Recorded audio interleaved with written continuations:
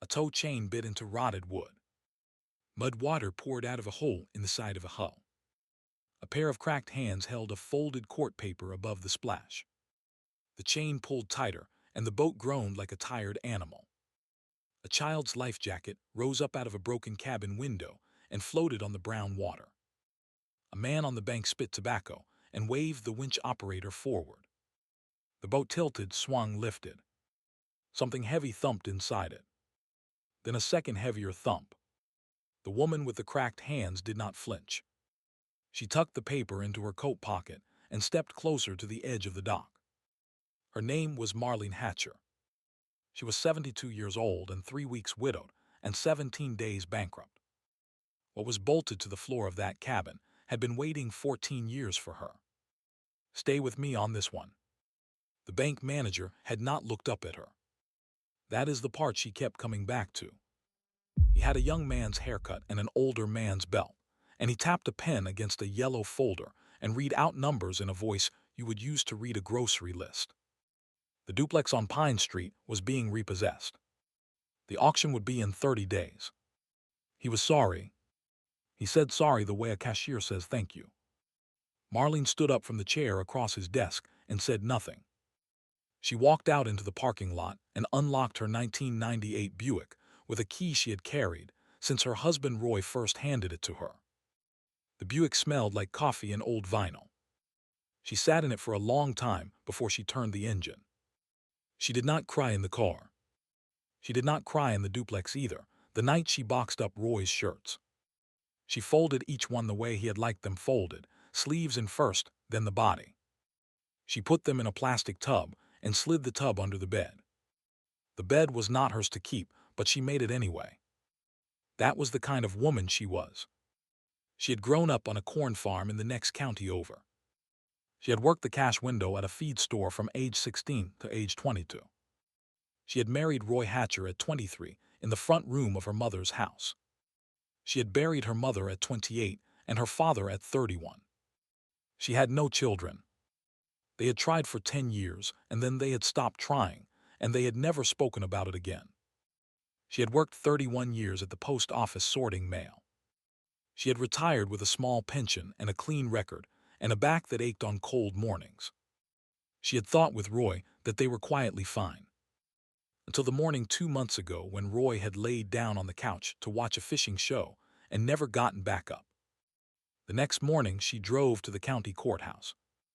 The clerk was a young woman with a baby photo taped to her monitor. Marlene told her she was looking for any property still titled in the Hatcher name. The clerk typed. She frowned.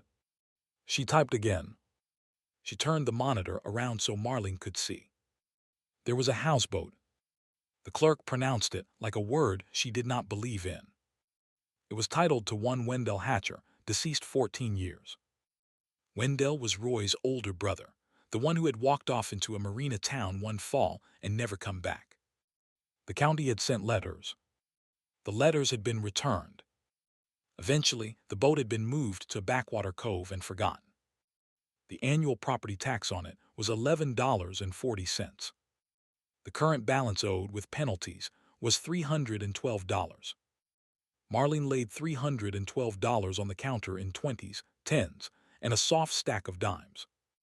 The clerk counted it twice. The dimes were rolled in a small paper sleeve. She had been saving in a coffee can on top of the refrigerator since 1994. The clerk said most folks would just sign the boat over to the county and let them scrap it. Marlene said she would like the title in her name first.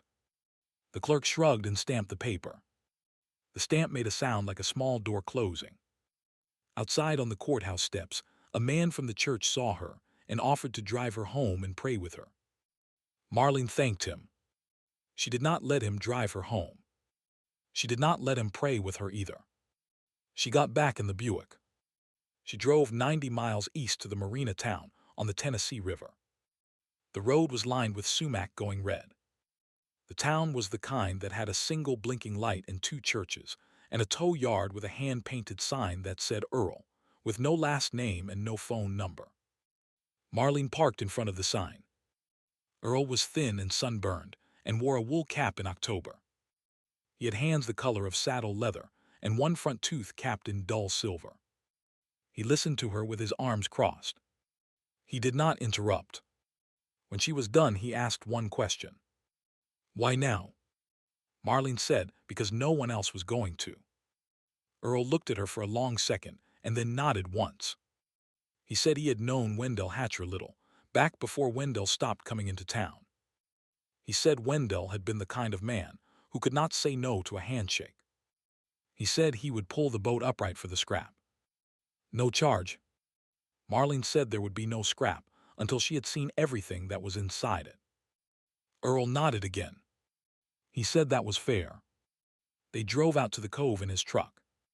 The truck had a radio that only got AM, and the AM was tuned to a livestock auction. Earl did not turn it down. Marlene did not ask him to. The cove smelled like wet pennies. The houseboat sat at a slant in 3 feet of water, its roof caved in on the port side, vines crawling through a broken window. A blue heron lifted off the back deck and beat slow wings toward the far bank. Marlene stood on the muddy bank with her court paper in her coat pocket and looked at the boat the way you look at a coffin that has been left out in the rain. Earl set up the winch on the only tree thick enough to take it. He hooked the chain to the bow cleat. The first pull tore the cleat clean out of the deck. The second pull, this time around the whole front bulkhead, brought the boat scraping out of the silt. Water poured out of every seam. The hull groaned. Something heavy thumped against the inside of the cabin. Then a second heavier thump. Marlene stepped onto the deck before Earl could stop her. The deck soft like bread under her boots. She steadied herself on the rusted railing and looked in through the doorway of the cabin. The smell that came out was old mildew and old metal, and something else she could not name. She pulled a small flashlight from her coat pocket. The beam swept across a child's life jacket floating in a corner. Across a rusted shotgun leaned against a built-in shelf. Across a Ziploc bag of photographs tied to a copper pipe with fishing line. Across, finally, a dark green steel ammunition box bolted to the floor under the dinette bench. She did not call out to Earl. She did not call out to anyone. She knelt down in the wet and laid her hand on top of the box. The metal was cold. The latch was crusted shut. Roy's handwriting was on the lid in white paint pen. The letter M. Just the one letter. Her letter. She knew that handwriting. She had 38 years of grocery lists in that handwriting. She had birthday cards. She had the inside of a wedding ring engraved in that handwriting. The letter M on the lid of that box had been put there by a man who had been dead for 3 weeks and who had never, not once, mentioned a sunken houseboat in a backwater cove 90 miles from their kitchen. She stayed kneeling for a long time. Earl finally called her name from the bank. She told him to bring a crowbar and a hacksaw. She told him she was going to need both. It took 20 minutes to free the box from the floor. The bolts had rusted into the wood. Earl worked one and Marlene worked the other. The box came loose with a wet sucking sound. It was heavier than it looked. Earl carried it up to the bank. He set it on a flat rock and stepped back. Marlene did not open it there. She told Earl she would open it at his yard, with a table and a light and a chair and a pot of coffee. Earl did not argue. They drove back to town with the box on the bench seat between them. At the yard, she sat on a folding chair under a bare bulb. Earl handed her a cup of black coffee in a paper cup. She wrapped both hands around it. She did not open the box yet. She wiped her hands on her coat. She told Earl she had decided, on the ride back, that she would just sign the boat over to the county after all. She told him she would take the box home and not open it until next spring. She told him that what was inside it had been inside it for 14 years and could wait another 6 months. Earl nodded. He did not say what he thought. Marlene took a sip of coffee and looked at the bulb and let her shoulders drop. The yard was quiet. A dog barked once somewhere down the road and then quit. She let herself, for the first time in 3 weeks, breathe all the way out. A magnet line snapped tight in the dark behind the shed. Earl stood up. There was a kid out back, 14 maybe, in a hooded sweatshirt, who Earl paid in sandwiches to drag a heavy magnet through the cove pulling up scrap iron. The kid had gone back to the cove on his own after they left. He was hollering from the dark. Earl walked out with a flashlight. Marlene followed. The kid was hip-deep in the water, and the rope was bar-tight in his hands. Whatever he had hooked was deep in the silt, deeper than the houseboat had been. Earl waded in and helped him pull. It came up slow. It came up black and slimed and square. It was a second ammunition box, smaller than the first, with a padlock instead of a latch. Earl looked at Marlene. The kid looked at Marlene. Marlene took the box from them with both hands and carried it back to the chair under the bulb. She did not wait this time. She set the small box on the table next to the first box. She took the crowbar from Earl. She broke the latch on the first box with one short pry. The lid popped up an inch and stopped. She set the crowbar down. She lifted the lid the rest of the way with her bare hand. Inside were cassette tapes. Maybe 20 of them. Each one in a clear plastic case. Each one labeled along the spine in white paint pen in Roy's handwriting. Dates. Names. One-word descriptions. The top tape said October 11, the trustee, the loan. The next one said October 18, the bank, the second loan. The next one said November 2, the brother, the boat. Marlene picked up the tape on the very top of the stack. She held it under the bulb. The tape inside the case was the brown ribbon kind, the kind nobody had used since before her grandchildren were born.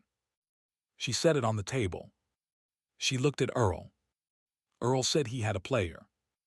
He went into the back of the shop and came out with a small black portable cassette player with a single round speaker. The kind salesmen used to carry. He set it down. He plugged it in. He handed it to Marlene. She slid the tape into the slot. She pressed play. Roy's voice came out of the speaker. Hold on to that detail. If you are still with me on this story, hit that subscribe button right now. Not for me. For her. It tells me you want the rest of these stories about people the world forgot to look at. Now back to the kitchen, because that is where the next part happens. Roy's voice on the tape was tired. It was the voice he used at the kitchen table on a Sunday after a long week. He said the date. He said his own name. He said he was recording this because he did not trust paper anymore. He said the county trustee, by name, had walked into the back office of the bank on the afternoon of October 11 and signed Roy's name on a loan document Roy had never seen. He said the trustee had used a power of attorney from Wendell, Roy's brother, that Wendell had signed under the impression he was signing a fishing license renewal. He said the money from the loan had gone to a numbered account that the trustee shared with his son-in-law. He said the son-in-law was a young man named Caleb who worked at the same bank where Marlene had just sat across the desk 3 weeks ago and been told sorry in a grocery list voice. The tape ran for 40 minutes. Roy named 3 other loans. He named 2 other names. He said the reason he was hiding the tapes on Wendell's houseboat was that Wendell was already dead by then. Wendell had died of a heart attack on that boat, alone, and Roy had been the one to find him. Roy had told no one. He had simply moved the boat into the cove and walked away and let the county forget. He said in the tape that he was sorry. He said it 3 times. He said he would tell Marlene when the time was right. The time, he said on the tape, was never right. The tape clicked off. Marlene sat for a long time. Earl sat across from her. The kid stood in the doorway of the shed with his hood still up. Nobody said anything for maybe 5 minutes. Then Marlene reached for the second box. The smaller one, the padlocked one. Earl cut the padlock with the bolt cutters. Marlene opened the lid. Inside the smaller box was money. It was not a lot. It was $840 in old 20s, banded with a rubber band that had gone gummy. It was a Polaroid photograph of Roy and Wendell on a dock, both of them young, both of them squinting at the sun. It was a folded sheet of yellow legal paper. The paper was a handwritten will. Wendell's will. It left everything Wendell had ever owned, including the houseboat, to Marlene Hatcher. Not to Roy. To Marlene. The date on the will was 8 days before Wendell died of his heart attack. Marlene did not cry. She folded the will back up. She put it inside her coat pocket next to the court paper. She thanked Earl. She thanked the kid. She paid the kid $20 out of the gummy stack and told him to buy his mother something. He took it. She drove the Buick the 90 miles back to her duplex that night with the ammunition box of tapes on the passenger seat and the smaller box on the floorboards. She did not turn on the radio. She rolled the window down 2 inches. She talked the whole way out loud to Roy. She did not yell. She did not forgive him. She just talked. She told him what she had done that day and what she was going to do the next day. She told him she was angry. She told him she still loved him. She told him both things were true and that he should have known they could both be true. She slept 4 hours. At 7 in the morning, she walked into the county courthouse with the small portable cassette player under one arm and a manila envelope under the other. In the manila envelope was a copy of one of the tapes she had made the night before on Earl's old dubbing deck, a copy of the handwritten will, and a typed list of names and dates and account numbers transcribed from the tape in her own careful printing. She had already mailed an identical envelope, certified, to a state investigator in a county 2 counties over whose name she had pulled out of an old newspaper clipping. She had mailed it from the all-night post office at 3 in the morning. The county trustee's office was on the 2nd floor. Marlene took the stairs. The hallway outside the office was wide and empty and smelled like floor wax. She did not go inside the office. She stood in the middle of the hallway and she pressed play on the cassette player. Roy's voice came out of the round speaker. It carried. A door opened. The trustee came out. He was a heavy man in a good suit.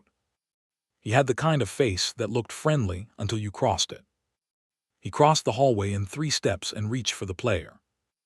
Marlene held the player out and away from him. Earl, who had driven down on his own that morning and who had been standing by the stairs the whole time, stepped between them. Earl did not put a hand on the trustee. Earl just stood there. Earl was thin, but he was the kind of thin that does not bend. A second door opened. The clerk with the baby photo on her monitor stepped into the hallway with a phone in her hand. She had been recording video for the last 40 seconds. She did not say anything. She just held the phone up. A third door opened at the far end of the hallway. The state investigator from 2 counties over walked out. He had received Marlene's envelope by overnight courier at 6 that morning. He had driven straight to the courthouse.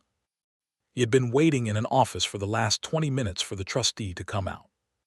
He was a tall, quiet man with a badge clipped to his belt.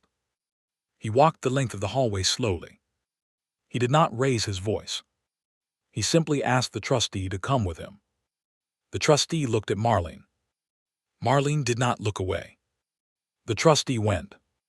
Caleb, the son-in-law, the bank manager who had not looked up, was arrested at his desk 3 hours later.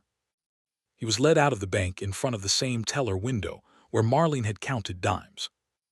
The teller, a woman about Marlene's age, watched him go and did not say one word. She closed her drawer and went on her lunch break early. The tapes named 2 other men. Both were arrested within the week. The numbered account was traced. The money in it was not all of the money the families had lost, but it was enough of it to matter. A judge in a county 2 counties over signed an order returning the duplex on Pine Street to Marlene Hatcher, free and clear, with a small additional sum to cover what the law called distress. Marlene did not move back into the duplex. She walked through it once, on a Saturday afternoon, with the realtor who had been about to list it. She stood in the kitchen and laid her hand flat on the counter where Roy had eaten 38 years of breakfasts. She did not cry there either. She told the realtor to sell it. The realtor sold it in 9 days. She used part of the money to buy a small used camper from a man in the next county over. The camper was 22 feet long, and the awning leaked and the stove worked. She used another part of the money to pay back, in cash, every family in the marina town who had lost anything because of the tapes. There were 4 of them. She delivered the money in person. She did not tell them what the money was. She just left it on their kitchen tables in envelopes and drove away in the Buick towing the camper. She used the rest of the money to put a granite stone on Wendell Hatcher's grave. Wendell had been buried 14 years in a pauper's plot with no marker. The new stone said his name and his dates and one line underneath. The line said he had not been forgotten. The houseboat was hauled out of the cove and onto dry dock at Earl's yard.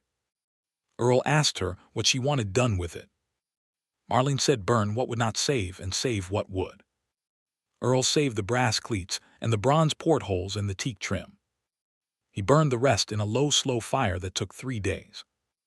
Marlene sat in a folding chair at the edge of the fire on the 3rd day with a paper cup of coffee in her hands and watched the last of it go. She drove the camper for most of the next year. She did not go far. She went up to the lakes in the spring and down to the Gulf in the winter and back. She kept the box of tapes in a safe deposit box in a bank in a town where nobody knew her. She kept Wendell's handwritten will folded in her wallet. She kept Roy's wedding ring on a chain around her neck under her shirt where nobody could see it. In late October, 1 year to the week from the day the chain had first bit into the rotted hull, she drove the Buick back to the cove. She parked at the same muddy spot on the bank. She walked out onto a new dock that the county had built where the old one had been. The dock was warm in the afternoon sun. The water in the cove was clean. A blue heron, maybe the same blue heron, lifted off the far bank and beat slow wings into the south. She had brought one last tape with her. It was the tape she had not played in the hallway.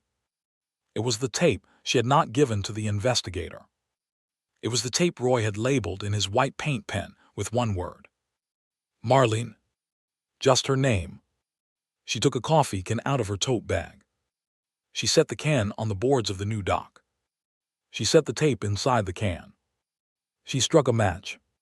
She dropped the match into the can. The tape caught. The plastic curled. The brown ribbon inside it burned slow and small. The smoke smelled like every old electronic thing she had ever owned. She did not need to hear what was on it. She had heard everything Roy had to say to her in 38 years of mornings and Sundays and quiet drives. Whatever he had wanted to say at the end, she trusted him to have said it the way he had said the rest. Quiet. Late. Honest enough. She let it go. When the tape was ash, she tipped the can into the water. The ash floated for a second on the surface and then sank. The cove took it. The heron came back and stood on a stump and watched her. She drove home that night to the duplex she did not own anymore, to the camper parked in the lot of a state park, to the small folding chair set up outside it under the awning that still leaked. She made herself a cup of coffee on the small stove. She sat in the folding chair. She wrapped both hands around the cup. She watched the dark. She was 73 now. She was not bankrupt anymore. She was still widowed.